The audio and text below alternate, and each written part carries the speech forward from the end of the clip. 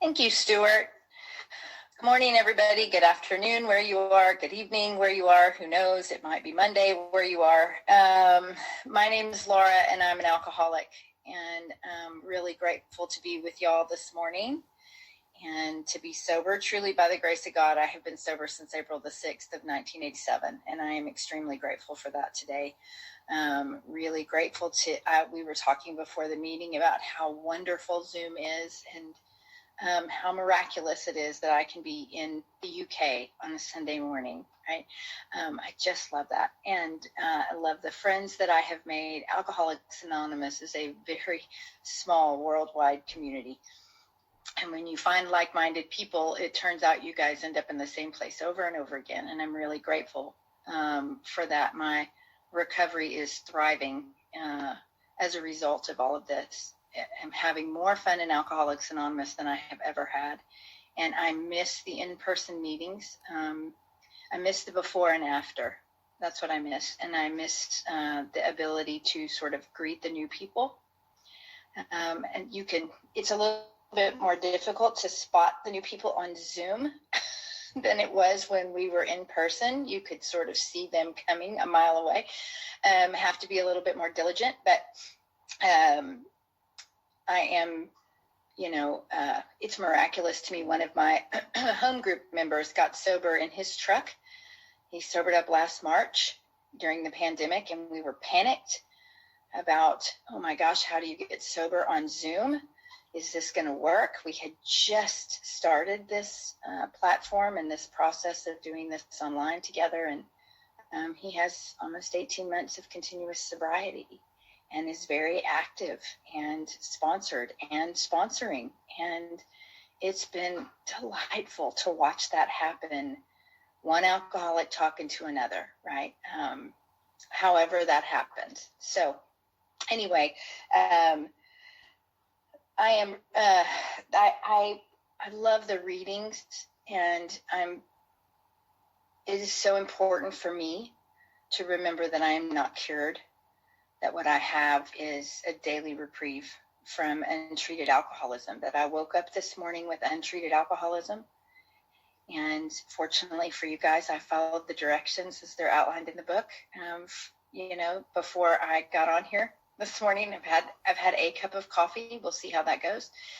But I can treat my alcoholism on a daily basis, but I wake up every morning with untreated alcoholism. And for the first 20 plus years of my sobriety, I woke up every morning and my mind said, no. That was literally my first thought, was I don't want to.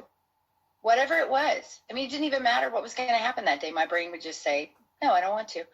And then I would follow the directions as they're outlined in the book, and I would go have a day and get to stay sober. So let me very quickly tell you a little bit about myself. I'm from Texas, as you can probably tell. And I grew up in an alcoholic home.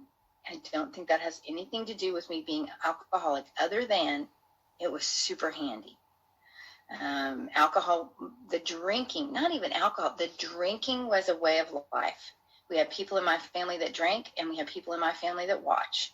And there aren't any, I would have said until last week, I would have said we didn't have any normal drinkers. But I went to a funeral for my cousin last week, and these people drink beer and praise Jesus. They are just a whole group of redneck humans that just love God and beer, right? And as I was watching them, I thought, these two things are mutually exclusive for me.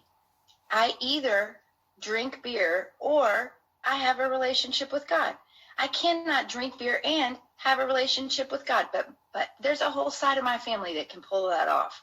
And they're sincere about it. And they show up at work on Monday, and they raise their kids, and they pay their bills, and they drink a lot of beer. A lot. They drink a lot of beer. And it seems to be fine for them, right? As the book defines it, I'm pretty sure that makes them heavy drinkers. They are not like me. If I'm drinking beer, I'm not coming to the funeral. And if I'm coming to the funeral, you're asking me to leave. Right? I'm not going to be able to show up appropriately dressed and appropriately behaved and drinking beer. Sorry, you may get to hear from my dogs while I'm sharing this morning. Turns out I'm powerless over that. So anyway, it was the environment. And I loved the drinkers. The watchers were very uptight. They cried a lot. They were very neurotic, and the drinkers were having a great time. And I was watching the drinkers. I was maladjusted from the word go. I was not one of these people that sort of drank myself into alcoholism. I was restless, irritable, and discontent long before I got to a drink of alcohol. I didn't have that language. I couldn't have told you that. But I could have told you that I didn't fit. I could have told you that I didn't fit. And then after I came to Alcoholics Anonymous, you guys gave me the language to describe what had been happening to me before I got to a drink of alcohol. I was never comfortable where I was doing what I was doing with the people I was doing it with. And alcohol cured that. Actually, alcohol was relief for that. It wasn't a cure, but it was relief. The only solution I've ever found for my untreated alcoholism is outlined in the first 164 pages of the big book.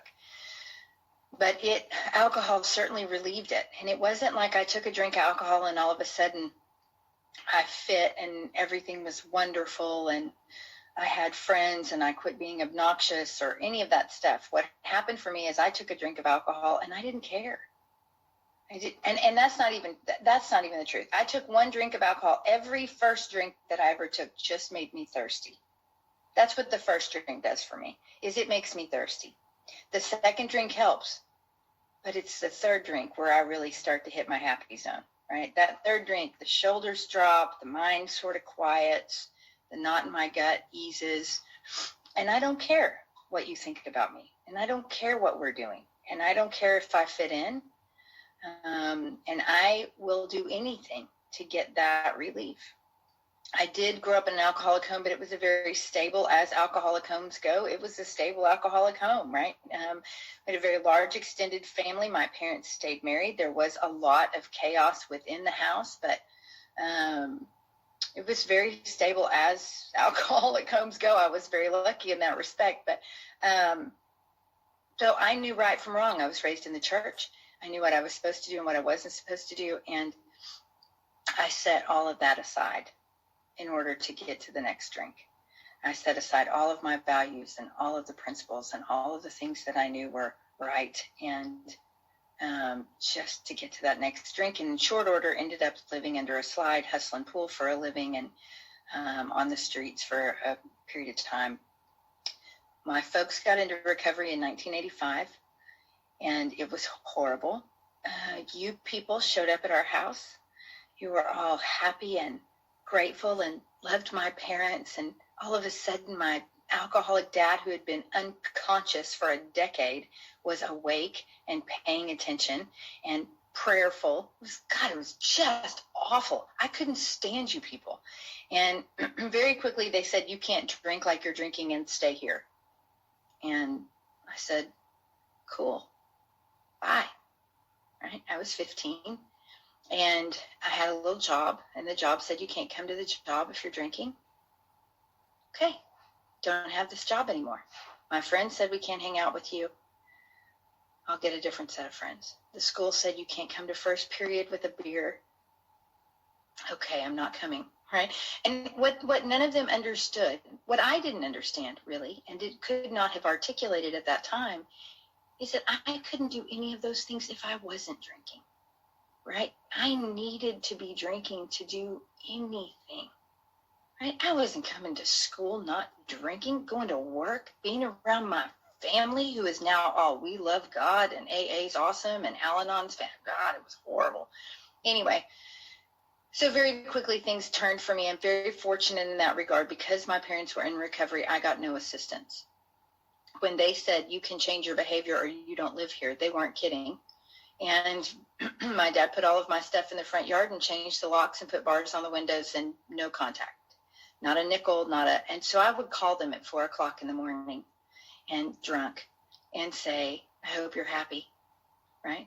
I'm drunk and I'm on the street, and hang up, right? Horrible. I have since paid for that with my own children, but karma is real. But anyway, so I got to hit a bottom a lot quicker than a lot of people because my parents did nothing to enable me, and they made sure that none of my friends did either. They got out of the way and let me just get to where I needed to get. And they let my friends know, or people that were around me know, that if I decided I wanted help, they would help me. And April the 4th of 1987 was a pretty bad night. I was hustling pool, and I'm mouthy now, but I was really mouthy when I was drinking, and I said the wrong thing to the wrong person, and got into a pretty bad fight. And April the 5th of 1987 was worse than that. And I took a tire tool to the side of my head and had a couple of broken ribs, and I weighed 198 pounds. I was drinking around the clock, and I couldn't get out of here. I couldn't turn it off. Couldn't get numb. I couldn't get separated from the things that I had done. And I called a girl that I knew. Nobody would have anything to do with me at that point. And I called a girl that I knew and said, I just need to come clean up. And I think she could hear that I was hurting, and because people wouldn't let me in their homes. And she said, you can come over and clean up, but you can't stay. And I said, okay. And so I went to her house to clean up. And I used to say that I said a prayer, but it wasn't a prayer. It was more like a thought. And I thought, God, if you can't make this better, make it stop. And I honestly don't know the next series of events, but she let me stay at her house that night. She let me sleep on her couch. And I got up the next morning, and I had a cold Lone Star and a cold taco for breakfast, and the breakfast of champions. And there was a knock on the door, and it was either one or both of my parents. I don't know. I don't remember much about that. And they took me to treatment, and then they sent me to a halfway house in Minnesota, which is on the other end of the United States from where I lived. And I'm very grateful that they did that, because I was 118 days removed from alcohol before I had an honest desire to stop drinking. For 118 days, I said what you wanted me to say, and I did all the things, and I acted like I was grateful, and I made all the gratitude lists, and I played by all the rules, and blah, blah, blah, blah, blah. I went to all the meetings, and I didn't mean any of it. What I was doing was just laying up. And I fully intended to get home and get back after it again. And at 118 days, I had a moment of clarity, a moment of grace.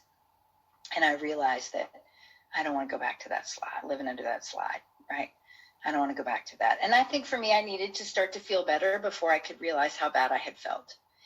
And so I joined my home group in Austin for a number of years, was the Northland group of Alcoholics Anonymous, and I started attending meetings there when I got out of the halfway house, and I went to a meeting every day for 5 years and 2 months. I know that because I gave birth 5 years, 2 months, and 1 day. It was the first time I had ever missed a meeting, probably the day I needed a meeting most, but they don't do meetings in the labor and delivery ward. So I was very active and very busy in Alcoholics Anonymous, and I had service commitments, and I had a group of friends that were sober, and I went to meetings all of the time, and we did a ton of 12-step work. We had a detox room at my home group, and I answered the phones at intergroup, and I did all of those things.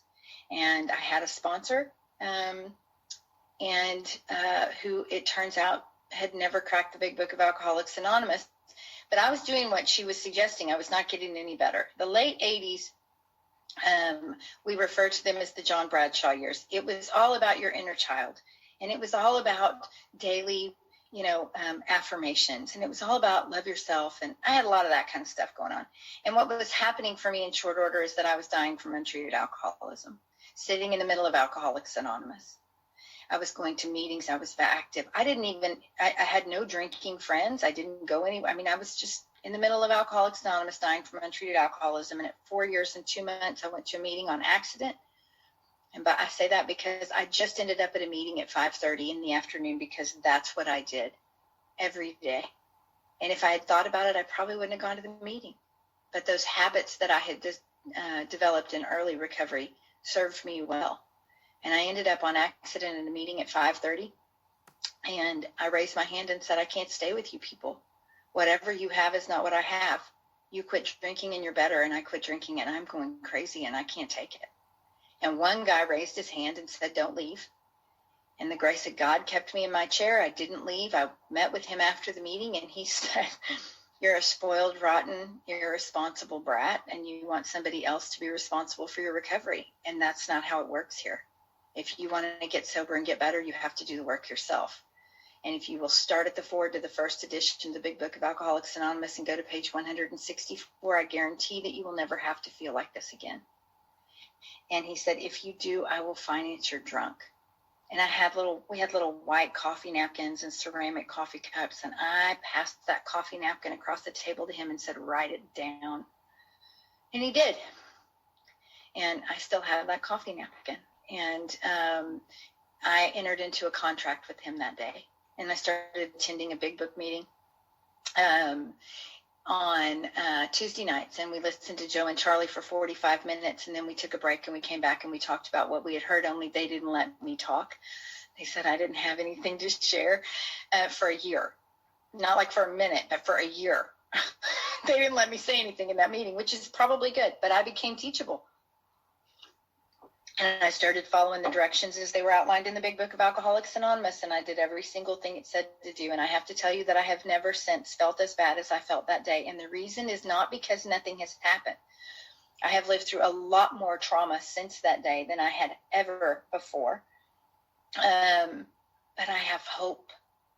And somewhere in that process, I also need to tell you, especially if you're new, I did everything it asked me to do in that book, knowing that it wouldn't work. I didn't believe a prayer that I prayed. I didn't believe in an action that I took. I didn't think any of it made any sense at all. I had no idea how any of this ridiculous writing was going to help me. I had been asking God, to help me prior to doing the work, and I wasn't getting any help. So praying to God wasn't going to work. I mean, I was just as skeptical and argumentative and agnostic as it gets. And it turns out it works just fine.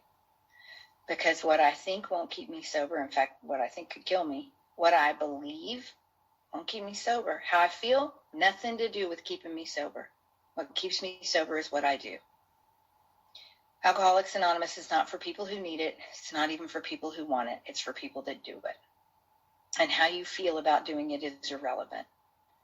I took the action as it was outlined in the book, and I got the results. And the results for me were a spiritual awakening that began a journey for me. My relationship with God, I don't even know. My belief or my idea about what this higher power is almost less defined today than it was when I started. I don't know. God loves me very much. God loves Alcoholics Anonymous very, very much. He is very good at his job, right? This is what I know for sure. He's very good at his job. Beyond that, beats me. I heard a speaker about 2 months ago, and I've stolen it from him. I've been giving him credit now for 2 months. I think I'm going to stop giving him credit and just claim it as mine. But I heard him say that he was a Christian, Buddhist, Jew seeker. And when he said it, I went, me too. That's it, right? Because I don't know, right? I'll read anything, anything that touches me and moves me. And step 10, it says our real purpose is to grow in understanding and effectiveness. And I do that two ways, right? I seek a deeper relationship with my higher power, and the understanding comes through repeated inventory. As I put myself through the process of steps 4 through 9 on a regular basis, and I come to have clarity about my alcoholism and how my alcoholism manifests itself in my life on a daily basis, I become more effective in Alcoholics Anonymous. Because when you're talking to me, I can hear your alcoholism. I go, oh, I know that voice, right? And my alcoholism does not, in regards to the daily reprieve, my alcoholism doesn't show up like, you know what we should do? We should get 2/5 of tequila, rob a bank, and go to Mexico and see if we can evade the law. You know what I mean? That's not what it says. Because anybody would balk at that. Be like, oh my God, that's crazy. I need to call my sponsor, right? You immediately, if you think that thought, you call your sponsor, you ask for help, right? My alcoholism shows up like, can you believe they didn't say thank you? Can you believe that they went to coffee and nobody called you? right? I can't believe my boss doesn't recognize how hard I'm working, right? It shows up like that with my kids, right? Oh, God help you if you have teenagers in your house, which I did forever. It felt like my kids were teenagers for 30 years. Do you know what I mean? It's like, are you ever going to stop? And if you have teenagers in your house, your alcoholism loves that, right? My alcoholism shows that, you know what the easiest meeting to miss is? The first one, right? Bob Darrell says, and it's the most brilliant thing. Bob Darrell says, how do you leave Alcoholics Anonymous? One judgment at a time. And that's what it's like, right? One judgment at a time. And it's not big judgments. It's not like everybody in my home group is an idiot. It's like, oh, I can't go back over there because they don't like me. That's untreated alcoholism. Untreated alcoholism is divisive. It has one job: to separate me from. That's it.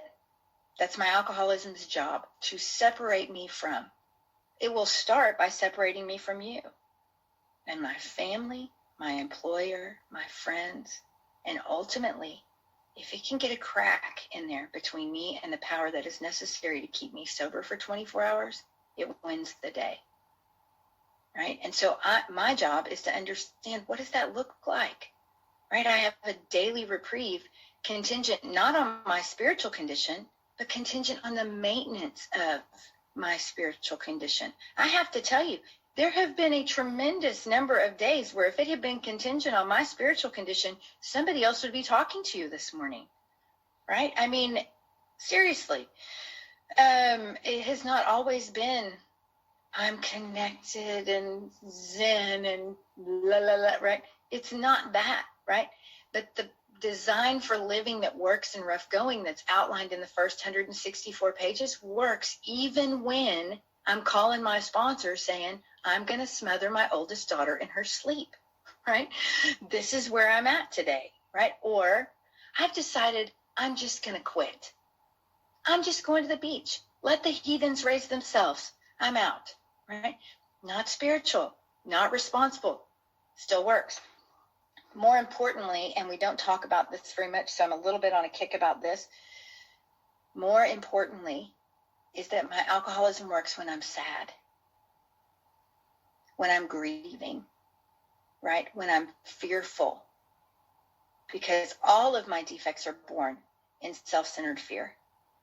And when I am fearful, this design for living works, right? My alcoholism can remain untreated in fear, in grief, right? In isolation. We've all seen that, right? We've all just lived through isolation. Alcoholism's favorite thing in the whole world: get the drunk to stay home. They didn't, we have a pandemic. We're all staying home, right? Turns out, right? Alcoholics Anonymous is bigger than that. And isn't that miraculous? Isn't that miraculous?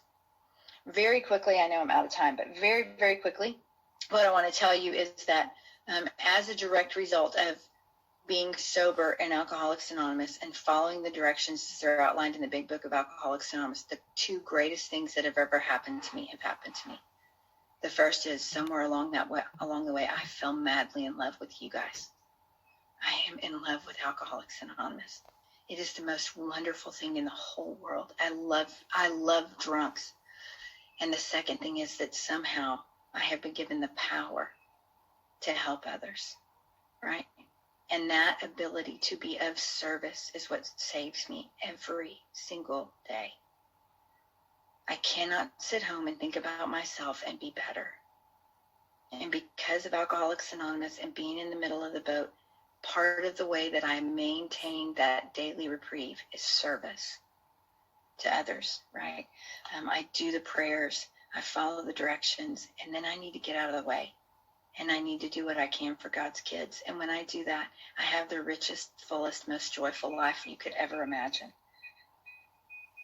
Thank you so much.